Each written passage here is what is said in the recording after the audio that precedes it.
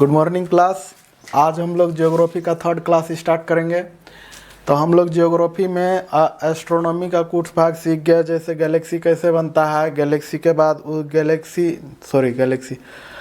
Star कैसे बनता है, स्टार फिर कैसे उसका जब एनर्जी ख़त्म हो जाता है तो कैसे कैसे एनर्जी, रेड जाइंट और भी बहुत सारे चीज़ें सिखाए। फिर आज हम लोग थर्ड क्लास में सीखते हैं ज़्यादातर स्टार्स के बारे में। सपोज दैट ये गैलेक्सी है, क्या है? गैलेक्सी है। कौन सा गैलेक्सी? कोई एक ठे गैलेक्सी मान लो, मिल्की वे गैलेक्सी जिसमें हम लोग रहते हैं, है ना, मंदाकिनी है ना। मिल्की वे गैलेक्सी में सन यहाँ पे है, क्या है?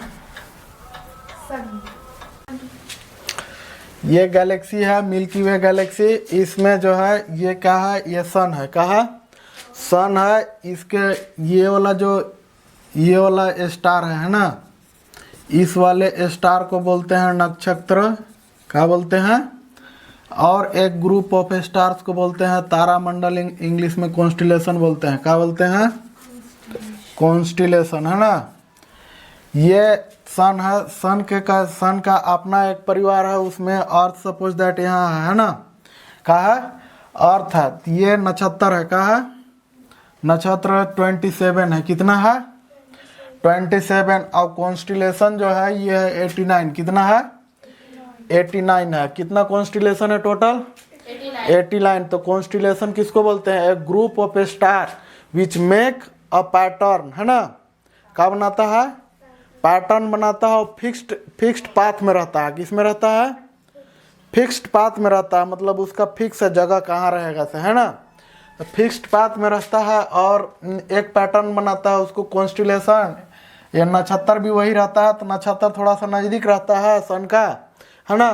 नक्षत्र थोड़ा सा सन का नज़दीक रहता है और कॉन्स्टिलेशन थोड़ा सा दूर रहता है। तो हम लोग का प्लानेट पे ज़्यादा असर, इधर ध्यान दो, हमारे जो प्लानेट पे है वो ज़्यादा असर किसका पड़ता है? तो नक्षत्र का असर पड़ता है। जैसे एक आध दो नक्षत्र का, एक ठे रोहिंग्या नक्षत्र जिसमें कृष्ण भगवान का जन्म हुआ था रोहिंग्या नक्षत्र में, और एक नक्षत्र है। बहुत सारा नक्षत्र है, हमको उतना याद नहीं आ रहा है ना कौन कौन सा नक्षत्र है।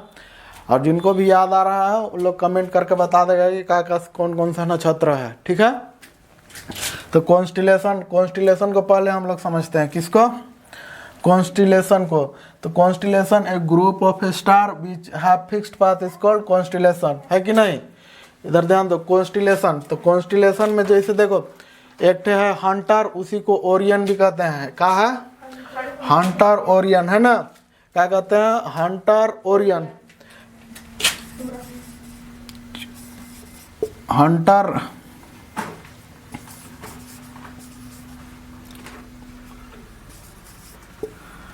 हंटर और ओरियन दोनों में से कोई एक नाम है ना। क्या नाम है? हंटर और ओरियन। इसका जो इससे करीबी जो नजदीक में तारा है उसको कहते हैं साइरस। क्या कहते हैं? क्या नाम है उसका? सबसे ज्यादा चमकीला तारा किसको कहते हैं? साइरस को कहते हैं। किसको कहते हैं? साइरस को कहते हैं। सबसे ज्यादा चमकीला तारा किसको कहते हैं? साइरस। ज्यादा ट्विंकल करता है ना, सबसे ज्यादा लाइट मारता है। देखो, हंटर के सबसे नजदीकी तारा, जो नजदीक नियरेस्ट स्टार ऑफ हंटर जो है वो क्या है? साइरस है ना। हंटर के पास सबसे ज्यादा, और सब ब्रह्मांड में सबसे ज्यादा चमकने वाला स्टार साइरस ही है। क्या है?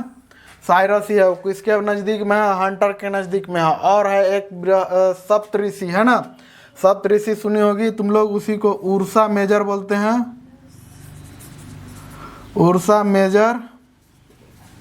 और एक है उर्सा माइनर।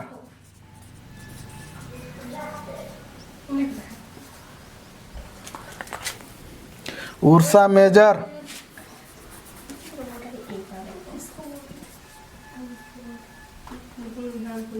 एक है,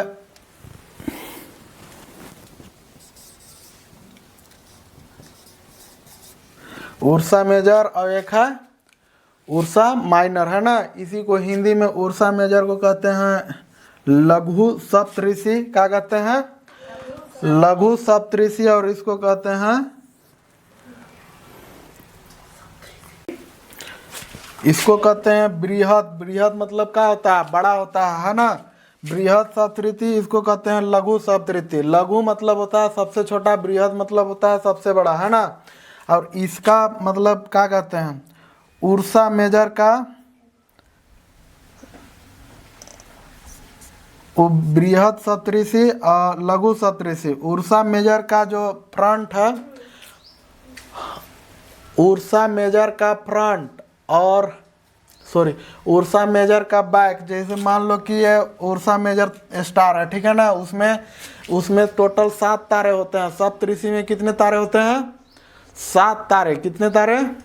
7। और उसी हंटर में टोटल 18 स्टार्स होते हैं। कितना होते हैं? 18 स्टार्स होते हैं।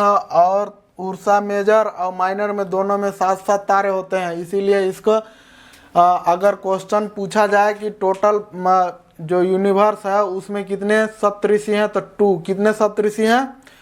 2 सप्तऋषि हैं। एक थे उन्हीं का नाम है उर्सा मेजर और उर्सा माइनर। अब 2 सप्तऋषि है तो दोनों का अलग अलग नाम रख दिया। एक ठे को बृहद सप्तऋषि नाम रख दिया, एक ठे का लघु सप्तऋषि नाम रख दिया, है ना। समझ में आया कि नहीं आया? अब लघु और बृहद, लघु का पूंछ नहीं, लघु का हेड और मेजर का टेल के बीच में रहता है तुम्हारा पोलर स्टार। कौन सा star? Polar star. Polar star मतलब क्या होता है बता? पोलर स्टार किसको कहते हैं? जो नॉर्थ साइड में रहता है, नॉर्थ पोलर स्टार कहते हैं उसको। लेकिन आप सीधे सीधे आदमी पोलर स्टार बोल देता है ना। हाँ, क्या बोल देता है? Polar star. क्या बोलता है? Polar star. समझ में आया ना? किसके हेड और किसके माइनर का हेड और मेजर का टेल के पीछे रहता है तुम्हारा पोलर स्टार। समझ में आया कि नहीं आया? हाँ, समझ में आ गया ना? हाँ, यहाँ तक सब चीजें क्लियर हो गया। चलो इधर ध्यान दो। ये है आकाश गंगा, है ना। अब इसी में सन रोटेट कर रहा है। किसका? सन रोटेट कर रहा है अपना गैलेक्सी को, है ना। इसमें जो ये बताएं हम यहाँ पे नक्षत्र वो भी रोटेट कर रहे हैं। जो नक्षत्र है 27 ये भी रोटेट कर रहे हैं ना। तो सन जब रोटेशन करने लगता है तो 1 मंथ में, कितना में?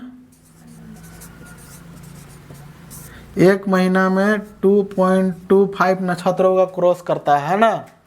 कितना नक्षत्र क्रॉस करता है वो? 2.25 नक्षत्र क्रॉस करता है। तो 12 महीना में टोटल कंप्लीट होता है 27 नक्षत्र। इधर ध्यान दो, 27 नक्षत्र कंप्लीट होता है। जैसे मल्टीप्लाई कर दो, 12 इंटू 12 करेगी तो आएगा 27। कितना आ जाएगा? 27। तो 12 जैसे 12 मंथ कंप्लीट करता है तो किसको क्रॉस कर लेता है? टोटल जितना इसका नक्षत्र है सबको क्रॉस कर लेता है ना। सब भी अपने अपने अथी में घूम रहा है, अपना अपना एक्सिस पे सब रोटेशन कर रहा है ना। यहाँ से ये भी रोटेट कर रहा है। ये जो कॉन्स्टिलेशन है 89 कॉन्स्टिलेशन, ये ग्रुप ऑफ स्टार्स है। तो इधर है तुम्हारा हंटर, यहाँ पे है उर्सा मेजर, ये उर्सा माइनर, इसके पीछे है पोलर स्टार।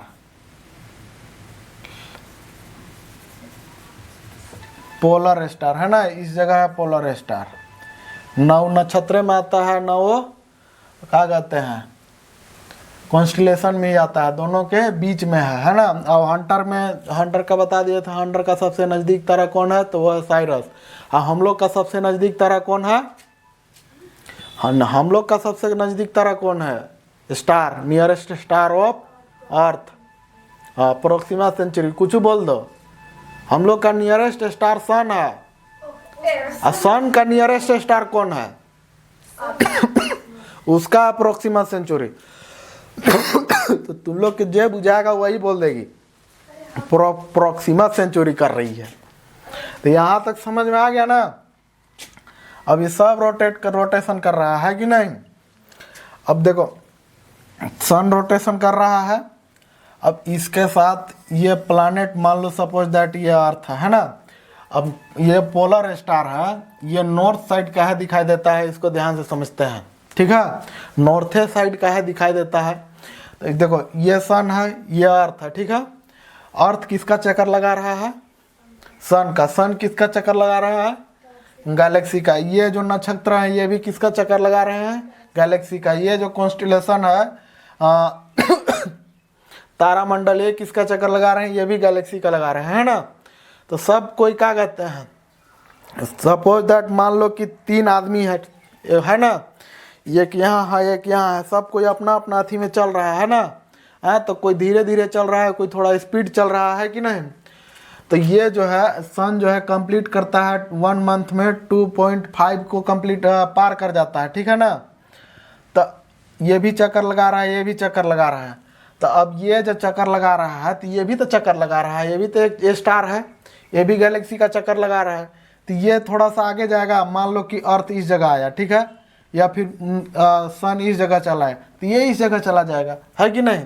तो ये हमेशा किधरे रहेगा? नॉर्थे की ओर रहेगा, कभी नहीं जाएगा कहीं पे, है ना। चाहे वो कितना भी हो आगे बढ़ जाए, सन वन रोटेशन का जब भी आगे जाएगा तो नॉर्थे की ओर रहते, वो आगे ही रहते जाएगा, है ना।